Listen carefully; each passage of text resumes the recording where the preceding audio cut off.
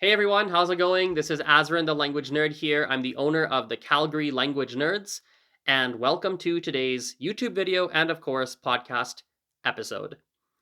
I would like to talk about a few different things today. The first one is one way that many traditional language classes fail to help learners to actually speak in the target language. The second thing is an activity you can do, a reasonably simple activity, in fact, that you can do at home to improve your listening comprehension skills. And lastly, I'd like to share something that I've learned from the private swim lessons that I have been taking recently. In fact, let's start with that third one. I really like that. So, in case you don't know, I have been taking private swimming lessons over the past, I want to say 4 months, 3 months, something like that. I never learned to swim as a kid. I was afraid of the water. I thought there were sharks and alligators in swimming pools that were waiting to eat me up. I also thought that it was uncomfortable swimming. Going in the water was cold. I would get water up my nose. Then you have to go to the change rooms and you have to remember where your locker is. You have to dry off and put your socks on without getting your socks wet and dropping it in some puddle in the change room. These are all very complicated things when I was a child. At least for me, they were, right? and so all that to say, when I was a kid, I never learned to swim, and I had a fear of water as well. Now, as an adult, I've decided to actually learn how to swim. And so a few months ago, I started to take some lessons. Now, something I've said before, I think in previous podcasts, I've definitely said it on my Instagram and my Facebook and other social media platforms I make content on, but something that I believe is very helpful for any language instructor, particularly if you're a private or small group language instructor, something I highly recommend is that you take private lessons for either another language or even just another skill. So perhaps you're an English teacher and you don't speak other languages. Well, it'll be beneficial for you to take some private lessons for Spanish or for French or Japanese or another language. Or perhaps you're a Spanish teacher and you don't want to learn another language, but you want to get the experience of what it's like to learn in a private class environment. Well, maybe you go take private art lessons or you take private lessons to learn to play the guitar or the drums or a dance or whatever it is. Private instructors of a language can benefit tremendously by taking private lessons themselves, either for a language or just any skill, because it puts you in the shoes of the learner. You understand then what your learners, what your students are going through. You understand what kinds of things you might do as an instructor that your students appreciate or don't. Myself, for example, in my swim lessons, I see many things that my instructors do and don't do that I appreciate quite a bit or that I don't appreciate. So an example might be I've had actually two of my instructors now. I've had a couple of different instructors. They change every couple months for some reason, but that's how it is at the place I go. I've had two instructors that they'll give me certain swimming tasks to do that feel really hard for me and are really scary for me. Now, I feel self-conscious and I don't want to tell my swimming instructor, "Oh, that feels like it's beyond my skill level," or "that feels really scary, that feels really this or that." I don't want to say it, so I keep my mouth shut. And instead, I just dawdle, drag my feet, or somehow try to push myself to get over that feeling of, "Oh, that's scary." And on the other hand, I've had other instructors that they'll give me something to do, and they're clearly looking at my body language, and they say something like, is that, some people think that's really challenging or scary. And I might go, "Yeah, I kind of was thinking that myself." And then go, "Okay, well, listen, I'm right here. I'm not going to let you drown. I do believe you can do it. I've seen other people do this skill successfully that are worse than you even. I really think you can do it. You don't have to give it a try, but I really think you can." And that extra bit of encouragement makes me feel like, okay, you know what? Let me give it a try. My swimming instructor's here. They've got my back. And then off I go. However, not all my swimming instructors have done that. And I realized that me as a language instructor, there have been many times in the past where I've probably pushed a student and made them feel very uncomfortable. And I didn't give voice to what thoughts they're probably having in their mind. I didn't give voice to them. Now, sometimes obviously you have to push your students. It's not like I'm not saying you shouldn't push your students, because sometimes you do have to push them out of their comfort zones, and that can be very beneficial. But at least making the conscious decision of, am I going to push them in this? Am I going to push them out of their comfort zone in this instance, or am I not? And if I am going to, am I choosing to acknowledge the thoughts they're probably having in their head, or am I not? And at least then you're making a conscious decision and not an unconscious decision. So as a summary, through my private swim lessons, one of the things I've realized is, or rather, one of the things I've been reminded of is just how beneficial it is for private instructors of a language to take private lessons for another language or just any other skill in general, because it'll make them a much better teacher. Moving on, let's go in backwards order from the topics I said in the beginning of the video. So let's go backwards order.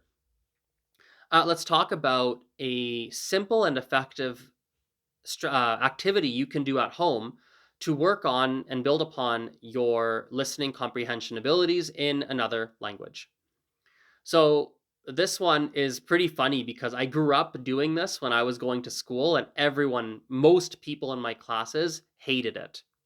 For some backstory, you guys may or may not know, I attended a French immersion school from the age of 5 all the way to the age of 18. So from kindergarten to grade 12, the vast majority of my education was all taught in French. At least all the core classes were. And when I was younger, probably grade 2, grade 3, I don't know exactly what grades, but when I was younger, they would do what's called les dictées. Now, une dictée basically is this. It's a dictation in English. So the teacher is going to read some kind of paragraph for you, and you have to write exactly what you hear. And many of the kids hated it. They didn't like it. It was hard for them. I personally don't think I minded them per se. I don't think so. I don't have any memories of severely hating it, at least.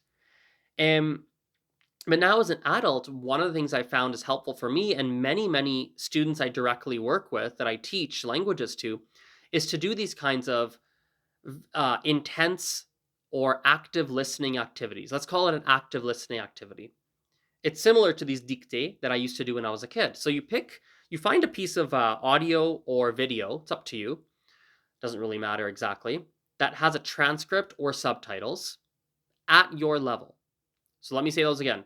Audio or video that has a transcript or subtitles, and the content that you pick, the audio or video you picked, has to be at your level. Meaning that if you watch it / listen to it, let's say twice, even with minimal subtitle help, you're able to understand the vast majority. At least you're able to understand bare minimum the gist of what they're talking about. Let's say, I hesitate to say an exact percentage because I'm actually not sure what the exact percentage would be, but it can't be less than 50%. It's got to be above 50 at least.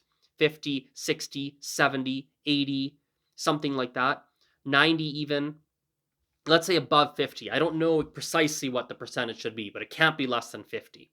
Okay, so you find a piece of content, audio or video that with some subtitles usage is okay. You understand bare minimum 50% of what's being said. Probably a little higher, to be honest, but I don't know what an exact percentage would be. Then what you do is you listen to a line, you hit pause, and you either write or you say out loud exactly what the person said. Not in English, in the target language. So you're not translating. You're going, oh, the person said these words. The person said exactly this. Now, here's what's interesting about this activity. It tests your ears and your listening comprehension ability, number one. It's also really good for people who find they can understand but they can't speak. There's a lot of people like that. Well, sometimes, not always, but sometimes the people who feel they can understand but can't speak, well, the reason they can't speak is because when they're listening, they're hearing all the key words or most of the key words, many of the key words, and they're understanding the message because of that. But they're not hearing all the words and the nuances of how something was said. So when they have to say that exact same thing themselves, they're unable to because they don't know the nuances of how to put that kind of sentence together. Or sometimes people think they're good at listening And they're really only understanding 70, 60, 70% of what they're listening to, but they think they're understanding 90, 95, 100%. And the second you pause after each sentence and you go, what did they say exactly there? Like word per word. Can you almost like dictate it? Can you write it out as they said it? Then they start to realize, I don't really know. I'm missing something there. So that's a really simple activity. I don't think you should be doing that all the time you listen to something. It's quite mentally taxing. Um, and I don't think doing only that in terms of listening practice is a good use of time. I am trying to get some listening to things that, let's call it, you have a much higher level of comprehension of, let's say 80, 90%. That can be really helpful. Here's a fun fact. I wasn't planning on saying this. If you can find content that you understand 80% plus, maybe even 85, 90% plus, if you can find content like that, that's really helpful too, because there are so few words you don't understand that often when they use a word you don't understand, you'll get it with context, or you just with a minimal amount of study after watching/listening. Maybe you look at a transcript, maybe you look up some of the words, right? You'll be able to understand them, and you'll be able to pretty quickly add them into your vocab bank in your brain. So that's another little side hack I may as well mention.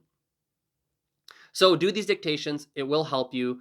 Don't do it hours upon hours every day, although you could if you wanted to, but every now and then, once a week, once every couple weeks, something like that. It's definitely something at least worth trying to see if you find it helpful. Minimally, it's worth trying because I've seen it be very difficult, very frustrating sometimes, but very helpful for quite a few people, learners that I've worked with directly one-on-one. Helps them a lot with their listening abilities. So last but not least, let's cover off the final topic in this podcast/video, which is one reason as to why many traditional classes fail to help their students to actually speak in the target language.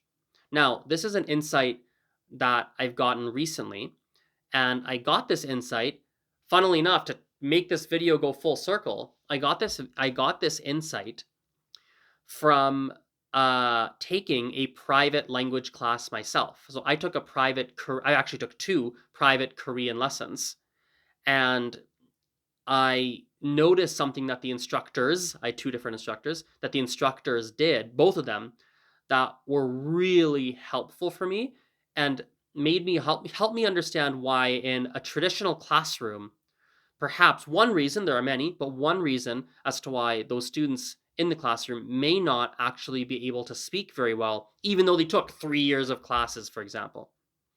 And the reason is that in those traditional classes, where they're using very traditional teaching styles, which have a lot of benefits, by the way, no, I'm not knocking them, but one place they might fall short is they don't make you practice the language in a real world way. I'll give you an example here. So let's go to my Korean class. In one of my Korean classes that I took, the instructor taught me some basic survival phrases and dialogues that I would use at an airport upon landing or arriving in Korea, South Korea.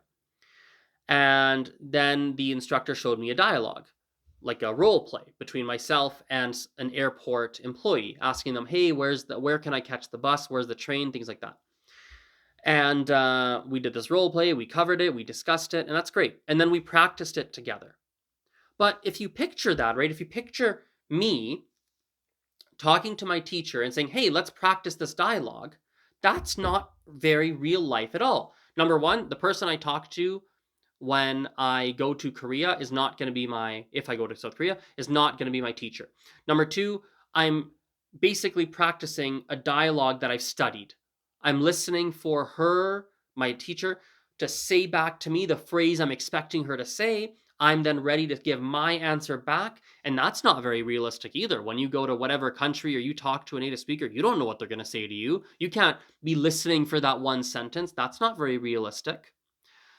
Even the slide, like I'm looking at this note slide that I had that has all the information. Like even that's not, like I'm almost reading the next line that she's going to say. That's not very realistic. Now, that kind of activity is not completely useless. There's nothing wrong with it. In fact, it's very beneficial. And I don't think it's necessarily bad to do it. In fact, it's a very good thing to do those kinds of role plays in class. I do believe in it. But you also have to add something in, I feel, that is a bit more real life. So what could that look like? In fact, you can do this as a language learner as well, and a language teacher. Well, how do you make it more realistic? What you do is the following. This is a great activity for language teachers as well as language learners. So let's say I'll give an example from one of my Korean classes. I learned in Korean how to say I'm sorry. What the instructor did was she taught me the word, she had me say it, she explained how to pronounce it, she gave me feedback. We had a couple dialogues where you have to say I'm sorry, but then she showed me real life pictures off the internet, off Google, of real life scenarios, and she asked me, "Hey Aswan, what would you say in this situation?" So she showed me a car accident. And I was like, "Oh, car accident. Oh, what would I say? I'm sorry. Oh, I know how to say I'm sorry. Oh, let me think. How do I say that? Oh," and then I say it. Another picture, another picture, another picture. Each picture is selected to help me practice, or say rather, one of the phrases that we'd learned in the class. And that helped me like so much more.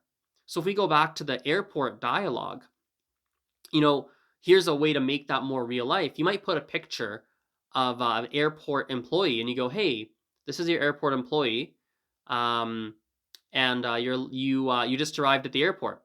So what are you gonna ask him? You're lost. What are you gonna ask him?" And there's many right answers to that question, right? Like, what would I ask him? I might say, "Oh, I want to take the train." I might say, "Oh, where's the baggage claim? Oh, where's this? Oh, I'm wondering if you know," like there's so many things I might be able to say, but that makes it real life. I see the real person, airport uniform, there's a picture. Oh, okay.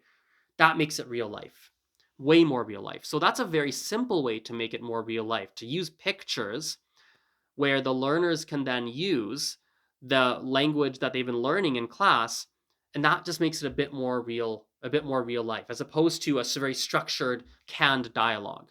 Now again, structured canned dialogue is good. I'm not saying don't do it. I'm saying as an addition, for example, what you might do is use pictures that have a certain situation that would prompt the language learner to use a certain phrase, or to say something, or to interact in a certain way.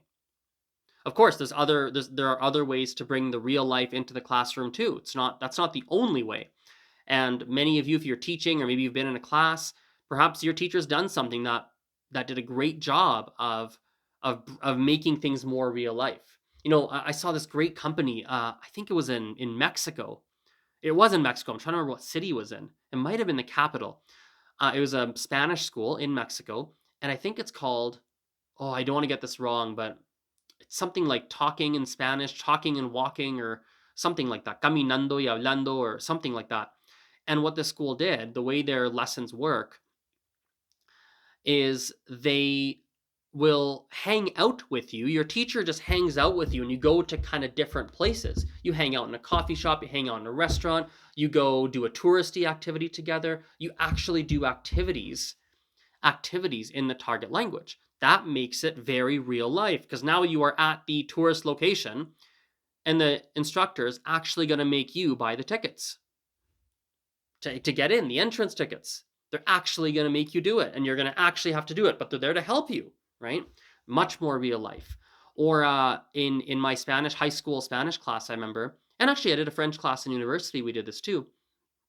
We would go to a restaurant where we could actually order in the target language, and that was really beneficial. And there's countless ways to do it. There's not just one size fits all, but I just noticed that was in my sweater the whole time. Anyway, where many language classes fall short of a traditional style is they don't make it real life enough. They don't bring, if the classroom is the zoo, and a country where the target language is the wild, they're not bringing enough of the wild into the zoo. So here you are living in a zoo, and you're surviving in the zoo. You're doing very, very well in the zoo.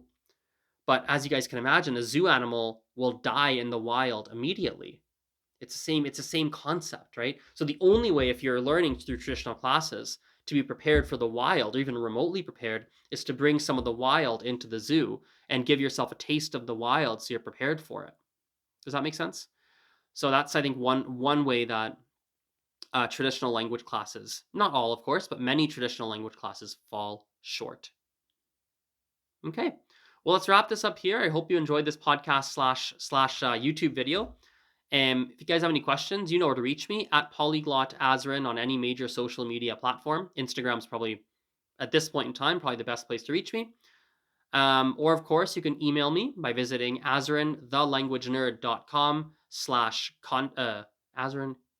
azrinthelanguagenerd.com/contact. That's AZ or Z REN thelanguagenerd.com/contact.